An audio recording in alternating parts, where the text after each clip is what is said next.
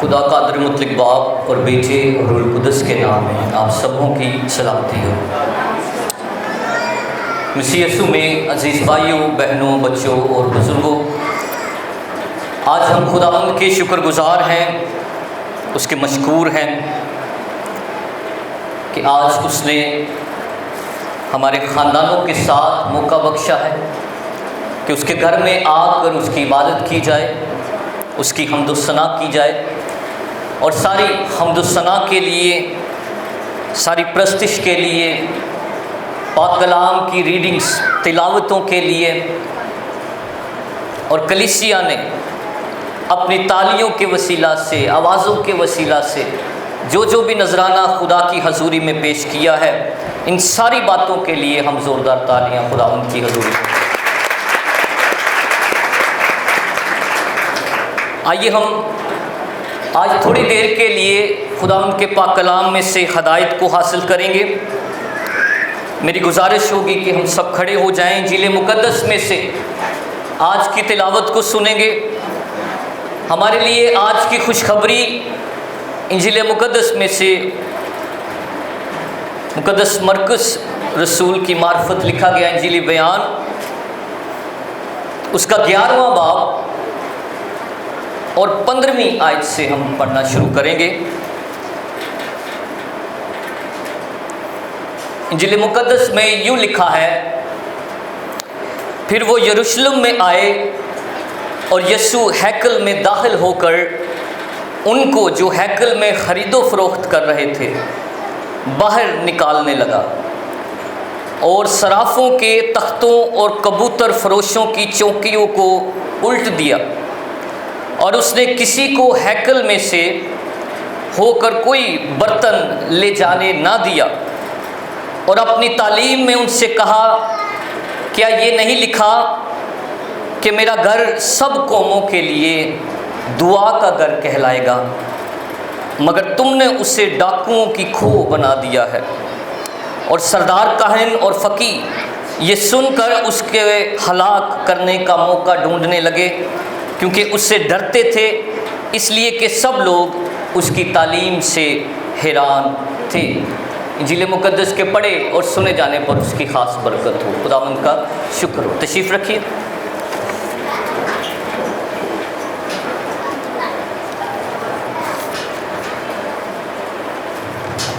تھوڑی دیر کے لیے اپنی ساری توجہ ہم خداوند کی طرف لگائیں گے۔ آج جو خاص موضوع ہے ایک بڑا عملی موضوع ہے۔ آج کی دونوں تلاوتیں، پہلی تلاوت افسیوں کے خط میں لکھی گئی جس کی مرکزی آیت ہے، غصہ تو کرو مگر گناہ نہ کرو، اور آج کی انجیل مقدس بھی ہم خداوند یسوع مسیح کو ایک بڑا جوشیلا مرد کے طور پر دیکھتے ہیں، جس نے ہیکل کے اندر سارے خرید و فروخت کرنے والوں کو باہر نکال دیا۔ اب دونوں تلاوتوں میں ایک بات سامنے آتی ہے، ایک لفظ سامنے آتا ہے، اور وہ ہے غصہ۔ کیا ہے جی؟ دونوں تلاوتوں کا آپس میں تعلق ہے۔ ایک تلاوت کہتی ہے کہ غصہ تو کرو مگر گناہ نہ کرو، اور انجیل مقدس میں ہم دیکھتے ہیں کہ مسیح خداوند کو غصہ آ گیا، اور انہوں نے جب ارد گرد دیکھا اور خرید و فروخت کرنے والوں کو باہر نکالا۔ آج اسی پر بات کریں گے، لفظ غصے پر، اور ہمارا آج کا مضمون ہے انسانی اور الہی غصہ۔ کیا مضمون ہے جی؟ انسانی اور الہی غصہ۔ اس پر غور کریں گے۔ پہلی بات یاد رکھنی ہے کہ غصہ انسانی رویوں میں سے ایک ہے۔ جیسے خوشی ہے، غم ہے، یہ انسانی رویے ہیں جو انسان کی شخصیت، اس کی پرسنالٹی کے اندر ہے۔ ہم کسی بات سے بہت خوش ہوں تو ہم خوشی کا اظہار کرتے ہیں، ہم بڑے غمگین ہوں، دکھ ہو تو ہم دکھ کا اظہار کرتے ہیں۔ اسی طرح حالات اور واقعات سے متاثر ہو کر ہم غصے کا بھی اظہار کرتے ہیں۔ ہم بائبل مقدس میں دیکھیں گے کہ کس طرح سے انسان غصہ کرتے رہتے ہیں۔ پہلی بات کہ اپنی مرضی پوری نہ ہونے پر غصہ آتا ہے. ٹھیک ہے جی. پہلی بات کیا ہے کہ اپنی مرضی پوری نہ ہونے پر غصہ آتا ہے. انسان یہ چاہتا ہے کہ جو وہ چاہتا ہے وہ ہو, اگر نہیں ہوتا تو پھر انہوں کی آتا ہے غصہ ہونا. میری مرضی پوری نہیں ہوئی, میری گھر دے اندر مرضی پوری نہیں ہوئی, میری یہ بات مانی نہیں گئی. تو غصہ پہلی بات یہ ہے کہ جو کام یا بات ہماری مرضی کے مطابق نہ ہو اس پر کیا آئے گا؟ غصہ آنا فطرتی بات ہے. ہمیں غصہ آ جاتا ہے. کلام مقدس میں پہلا سیموئیل 20واں باب اس کی 30ویں آیت میں لکھا ہے کہ جب ساؤل کا غصہ بھڑکا یونتن پر وہ برسا اور اس نے کہا کہ کج رفتار چنڈالن کے بیٹے, کیا میں نہیں جانتا کہ تو نے اپنی شرمندگی اور اپنی ماں کی برہنگی کی شرمندگی کے لیے یسی کے بیٹے کو چن لیا ہے. کہ میں داؤد کو مارنا چاہتا ہوں لیکن تو اس کے حق میں ہے, تو اس کو بادشاہ بنانا چاہتا ہے, اس لیے وہ کہتا ہے کہ یسی کا بیٹا بادشاہ بن جائے. تو میری مرضی کے خلاف جاتا ہے. اس لیے کلام مقدس میں ساؤل کی مرضی کے خلاف اس کا بیٹا جا رہا ہے تو کیا لکھا ہے کہ وہ غصے سے اس پر برسا. جب ہماری مرضی پوری نہیں ہوتی تو پھر ہم غصے کا اظہار کرتے ہیں. ہماری زندگی میں بھی جہاں جہاں ہماری مرضیاں پوری نہ ہوں, چھوٹے بچے کو دیکھ لیں, اس کی مرضی کے مطابق چیز نہ دی جائے تو وہ غصے کا اظہار کرتا ہے. اس کی خواہش پوری نہ کی جائے تو وہ غصے کا اظہار کرتا ہے. اس لیے پہلی بات کہ انسان غصہ کن کن باتوں پر کرتا ہے, پہلی بات ہے کہ اس کی مرضی پوری نہ ہو تو انسان غصہ کر لیتا ہے. دوسری بات, حکم عدولی پر غصہ آتا ہے. پہلا سیموئیل 15واں باب اس کی 11ویں آیت میں لکھا ہے کہ مجھے افسوس ہے کہ میں نے ساؤل کو بادشاہ ہونے کے لیے مقرر کیا کیونکہ وہ میری پیروی سے پھر گیا ہے اور اس نے میرے حکم نہیں مانے. پس سیموئیل کا غصہ بھڑکا اور وہ ساری رات خداوند سے فریاد کرتا رہا. حکم نہ ماننے پر بھی غصہ جو ہے وہ آ جاتا ہے. ہم اپنی اولاد کو دیکھ لیں کہ جب اولاد ہمارا حکم نہیں مانتی تو اظہار کیا ہے؟ غصے کا اظہار. ہم غصہ ہوتے, وہ نہ کریں کچھ تو ہم غصہ ہوتے. تو کلام مقدس میں دو باتیں میں نے سامنے رکھتی ہیں. ہماری مرضی نہ پوری ہو تو غصہ آتا ہے, اس کے بعد ہمارا حکم نہ مانا جائے تو غصہ آتا ہے. چوتھی بات, من چاہی عزت نہ ملنے پر بھی غصہ آتا ہے. من چاہی عزت ہم چاہتے ہیں, اور کلام مقدس اس کے بارے میں لکھا ہے کہ اس دن حمان شادمان اور خوش ہو کر نکلا, پر جب حمان نے بادشاہ کے پھاٹک پر مردکی کو دیکھا کہ اس کے لیے نہ وہ کھڑا ہوا اور نہ ہٹا تو حمان مردکی کے خلاف غصے سے بھر گیا. بادشاہ چاہتا تھا کہ وہ مردکی جو ہے میرے لیے اٹھے اور کھڑا ہو, کیونکہ بادشاہ چلا آ رہا ہے, ساری دنیا جو ہے کھڑی ہو رہی ہے, تو حمان کیوں نہیں کھڑا ہوتا, مردکی کیوں کھڑا نہیں ہوتا؟ تو اس کے برعکس اس نے کیا کیا؟ غصہ کیا. جب ہماری مرضی کے مطابق عزت نہیں کی جا رہی, ہمیں عزت دی نہیں جا رہی, تو اس کے بلبوتے اور اس کے برعکس بھی ہم جو ہیں غصہ کر بیٹھتے ہیں. یہ انسانی رویہ ہے. جب پروٹوکول نہیں دیا جا رہا تو اس پر بھی ہم غصہ کر سکتے ہیں. برائی کا منصوبہ باندھنے والوں کے خلاف بھی غصہ ہو سکتا ہے, اور آنا بھی چاہیے. یہ ایک پازیٹیو غصہ ہے کہ جو لوگ کوئی نہ کوئی منصوبہ بنا رہے ہیں جو آپ کے خلاف ہے, اس کے لیے بھی غصہ کرنا واجب اور جائز ہے. میرے عزیزو, خدا کے نافرمان لوگوں پر بھی غصہ آتا ہے. ذرا بائبل مقدس میں نظر دوڑائیں تو خدا کے نافرمان لوگ ہمیں نظر آتے ہیں.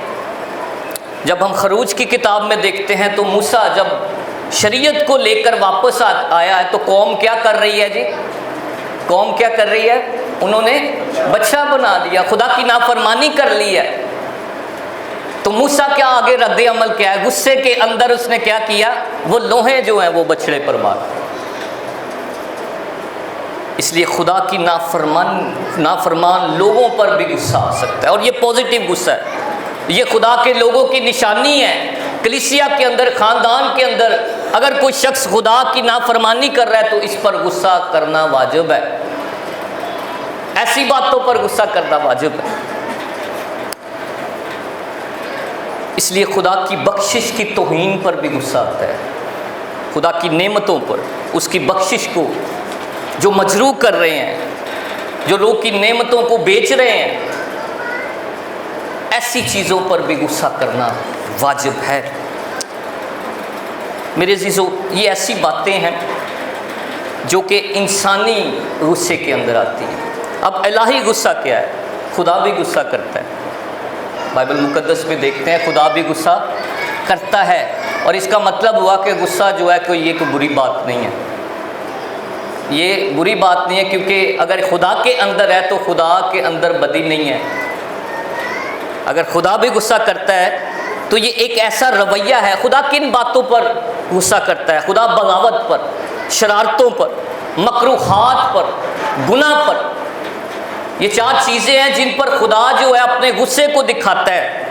بغاوت، بنی اسرائیل قوم بار بار جو ہے بتوں کی طرف جاتی رہی، اپنے خدا کو چھوڑ کر وہ بغاوت کرتی رہی، بیچ میں لوگ کچھ شرارتیں کرنے والے تھے۔ ہیکل کے اندر جب چیزیں مکروہات لے کر جائی جا رہی ہیں، بدی جو ہے وہ لے کر جا رہی ہے، تو پھر خدا جو ہے وہ غصہ کرتا ہے، سزائیں بھی دیتا ہے۔ اجنبی معبودوں کے باعث بنی اسرائیل قوم بڑی دفعہ گری ہے، لیکن میرے عزیزو، کلام مقدس میں لکھا ہے کہ وہ قہر کرنے میں دھیما اور شفقت میں۔ اب دیکھیں کس حد تک شرارت ہو جاتی ہے یا گناہ ہو جاتا ہے کہ خدا جب غصہ کر لیتا ہے، اس کی حد بڑھ جاتی ہے، گناہ کی حد بڑھ جائے تو پھر خدا غصہ کرنے لگا۔ اس لیے داؤد کہتا ہے کہ غصے نہ چڑکی میں لوں، کیونکہ جس کی محبت، جس کی جو شفقت اتنی بڑی ہے تو اس کا غصہ کس قدر جو ہے وہ خطرناک ہو سکتا ہے۔ خداوند یسوع مسیح نے ریاکاری پر غصہ کیا۔ وہ جو 2 طرح کے آدمی ہیں، اندر سے اور باہر سے اور، 2 دلا شخص، خداوند یسوع مسیح نے بار بار ان کو ملامت کی ہے اور ایسے لوگوں پر جو ہے وہ غصہ کیا ہے۔ فقیہ فریسیوں کے بارے میں وہ بار بار افسوس کر رہا ہے۔ کیوں؟ کیونکہ 2 طرح کی زندگی تھی، 2 طرح کا رویہ تھا، اوپر سے کچھ اور تھے، اندر سے کچھ اور تھے۔ خداوند یسوع مسیح نے جس وقت بچوں کو شاگرد روکنے لگے تو اس وقت بھی غصہ کیا۔ لکھا ہے کہ وہ خفا ہوا اور کیا کہا کہ بچوں کو میرے پاس آنے دو۔ اس لیے وہ سکھانا چاہتا تھا، پھر لوگوں کی سخت دلی پر بھی غصہ آتا رہا مسیح خداوند کو، اور آج کی انجیل مقدس میں ہیکل کے اندر اس نے غصہ دکھایا کہ میرے باپ کے گھر میں جو ہے وہ کاروبار نہ کرو۔ یہ وہ جگہ تھی، ہیکل کے اندر بہت سارے حصے تھے، اور جہاں پر یہ خرید و فروخت کا کام چل رہا ہے یہ غیر اقوام کا حصہ تھا۔ یہاں پر جو غیر اقوام سے مسیحیت کو قبول کرتے وہ اس حصے میں آ کر عبادت کرتے تھے۔ تو وہاں پر لکھا ہے کہ میرا گھر جو ہے وہ دوسروں کے لیے، قوموں کے لیے عبادت کا گھر کہلائے گا۔ اور یہاں پر بھی مسیح نے غصے کی بابت جو ہے اپنا ریئیکشن دکھایا۔ اب انسانوں کو غصہ آ بھی جاتا ہے، خدا بھی غصہ کرتا ہے، ہمیں بھی غصہ آتا ہے، ذرا سی بات پر آ جاتا ہے۔ نمک ود گھٹ ہو جائے تو پھر بھی آ جاتا ہے، پانی جو ہے وہ ٹائم سے نہ ملے تو پھر بھی غصہ آ جاتا ہے۔ تو کریں کیا؟ کلام مقدس حاصل کلام کیا ہے؟ آج حاصل کلام ہم دیکھیں گے۔ پہلی بات یاد رکھیں کہ بے جا اور ناجائز غصہ نہ کریں۔ بے جا اور ناجائز غصہ کیا ہے؟ ہم نے اکثر سنا ہوتا ہے کہ غصہ مینوں کسی اور تے تیرتے نکل آیا۔ ہاں جی، یہ بے جا غصہ ہے، بے جا غصہ ہے۔ اور متی کی انجیل اپنے غصے میں پرکھیں کہ یہ جائز ہے یا ناجائز ہے، جائز ہے یا ناجائز ہے۔ کلام مقدس کہتا ہے کہ سورج ڈوبنے سے پہلے تمہاری خفقی جو ہے وہ جاتی رہے۔ اس لیے اس حد تک نہ غصہ کریں، جائز غصہ ضرور کریں۔ اور کلام مقدس کی وہی آیت ہم آج گھر لے کے جائیں گے کہ غصہ تو کرو مگر گناہ نہ کرو۔ گناہ نہ کرو، اس کا کیا مطلب ہے کہ جب ہم اپنے بھائی کو معاف کرتے، غصے میں کئی سال گزر گئے ہیں، غصے کے اندر گھروں میں بیٹھے ہوئے ہیں، جب ہم اپنی بے عزتی کو محسوس کرتے ہیں لیکن جب اس کا بدلہ لینے جاتے ہیں تو پھر گناہ ہو جاتا ہے۔ ٹھیک ہے جی، بے عزتی کو محسوس کرتے ہیں اور پھر اس کا جب ہم بدلہ لینے جاتے ہیں تو یہاں سے گناہ شروع ہو جاتا ہے۔ اور کلام مقدس میں خدا کا پاک کلام کہتا ہے کہ انتقام لینا اور بدلہ لینا میرا کام ہے۔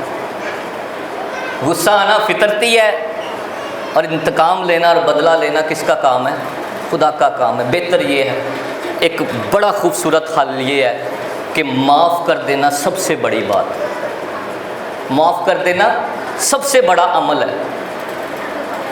غصہ آ بھی جائے گا، بدلہ لینے نہ نکلیں، بلکہ معاف کر دینا جو ہے یہ بڑی بات ہے، اور ہم اسی طرح اس پر قابو پا سکتے ہیں، اسی طرح اس پر قابو پا سکتے ہیں، بڑی بڑی چیزوں کو پھر سر کر سکتے ہیں۔ برداشت، تحمل اور معافی کو اپنانے کی ضرورت ہے۔ اس لیے آج کا پاک کلام مجھے اور آپ کو یہی دعوت دیتا ہے کہ یہ ایک فطرتی عمل ہے، لیکن اس پر قابو ہم خدا کے پاک روح کے وسیلہ سے برداشت کے ساتھ، تحمل کے ساتھ، معافی کے ساتھ جو ہے وہ پاتے رہتے ہیں۔ خداوند آج کے پاک کلام کے وسیلہ سے آپ سب کو برکت دے، آمین۔